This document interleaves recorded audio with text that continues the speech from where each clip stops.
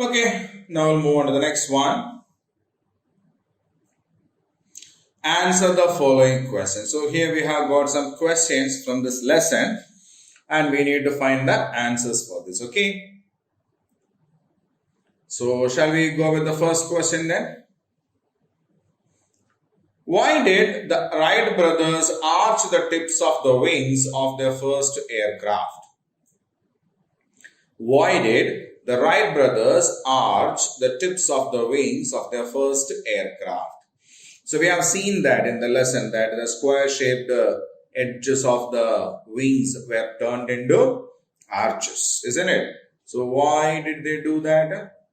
They arched the tip of their glider wings slightly to control its balance and movement. So the Wright brothers arched the tips of the glider wings slightly to control its balance and movement. So that particular change was done on the glider wings to improve its controlling, isn't it? Yeah, so as to improve its control, it was done. Right? Yeah. Now the second question. We'll go for the second question.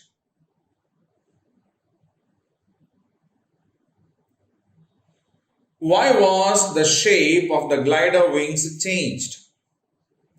Why was the shape of the glider wings changed?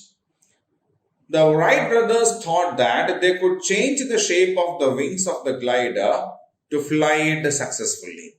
So they thought that if they change the wings, it can improve the controls, and if they can improve the controls, it can definitely fly successfully. Okay.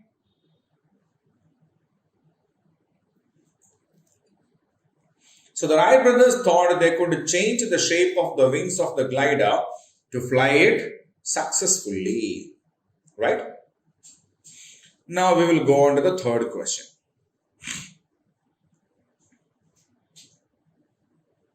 Where was a big full-sized glider tested?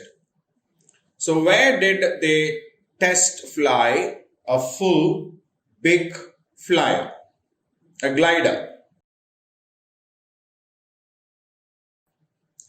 So where was a big full-sized glider tested? A big full-sized glider was tested at Kitty Hawk in North Carolina. So the big size glider was tested at Kitty Hawk in North Carolina. So that was a place. See, we have seen that place now. It was sandy. There was a lot of wind over there with some hills on the other side. Plenty of open place over there so that they can fly it easily and carefully. Isn't it?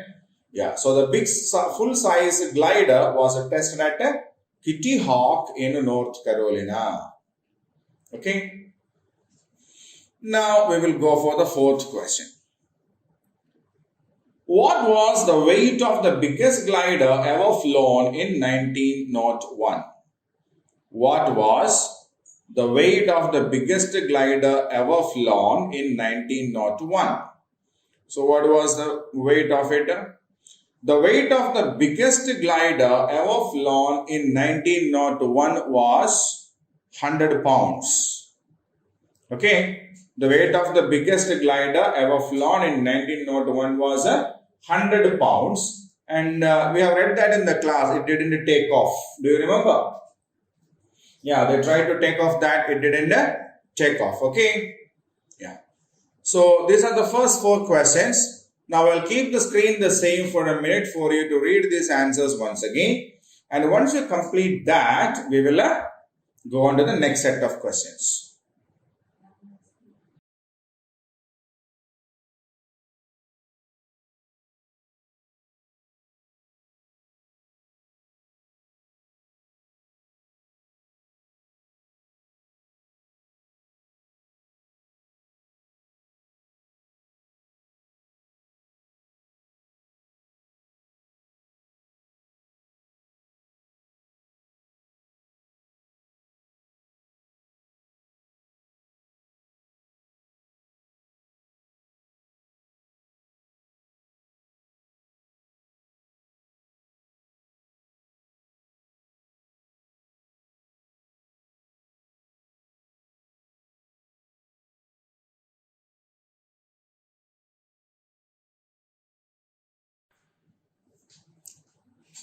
Okay, so now we'll move on to the next set of questions.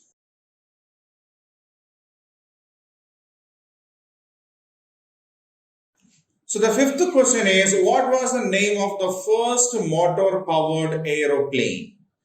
So what was the name of the first motor-powered aeroplane? Okay, what was the name of the first motor-powered aeroplane? The name of the first motor-powered aeroplane was the Flyer. So what was the name of the first motor-powered aeroplane? The Flyer. Okay. Now the sixth question. Who first flew the motor-powered aeroplane for more than 5 minutes? Yeah, Orville Wright flew it in 1903 for around 12 seconds and Wilbur Wright flew it for about 5 minutes, isn't it, in 1904? Yeah. Wilbur Wright first flew the motor-powered aeroplane for more than 5 minutes. Okay. Wilbur Wright first flew the motor-powered aeroplane for more than 5 minutes. So these are the two questions that remained in this. So I'll keep the screen the same for a while for you to read them. And then we will move on to the next one.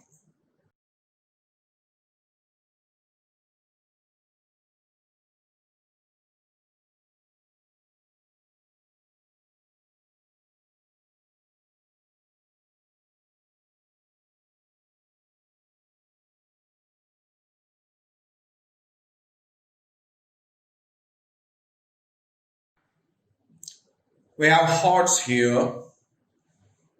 We have a HOTS. So the question is, how did love for adventure and belief in themselves help the Wright brothers to invent the aeroplane? How did love for adventure and belief in themselves help the Wright brothers to invent the aeroplane? Despite various setbacks and difficulties, the Wright brothers went ahead with their adventures and completed the invention of aeroplane. So in the lesson, we have come to know that they failed a lot of times. Many times they faced failure, but they didn't set back, isn't it? They didn't get back with their efforts. They wanted to make it, that's it. At any cost, they have to make it. That was what they felt and they achieved it. And finally, they made a full-fledged motor-run, manually controlled aeroplane, isn't it? So despite various setbacks and difficulties, setbacks means failure. Setbacks means failure and difficulties. They crashed even, sometimes they might have got injuries also. The Wright brothers went ahead with their adventures and completed the invention of aeroplane. Right? So that is the lesson part that we have completed the lesson, the question answers and the other exercises related to the lesson. With the grammar part, we will meet in the next class. Okay. So till then, take care. Bye-bye.